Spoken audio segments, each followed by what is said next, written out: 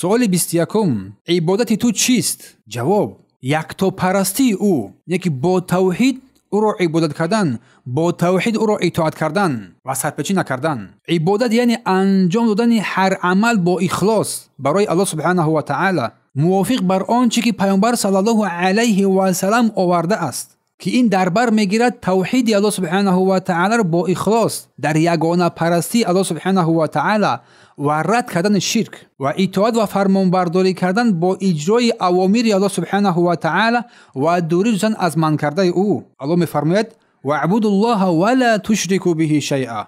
الله را عبادت نمایید و بر او کسی چیزی را شریک قرار ندهید. سوره نساء آیت 36. و الله را عبادت نمایی با آن چیزی که رسول الله فرستنده است. پس عبادت از این معنا میگیرد که تنها نماز روزه نیست، بلکه هر کاری ثواب و نیکی که با اخلاص برای الله انجام داده میشود و عبادت حسابیده میشود. هر عملی، هر کاری که به خاطر الله انجام داده میشود، آن کاری که در شریعت منع نشده باشد، پس وای عبادت است.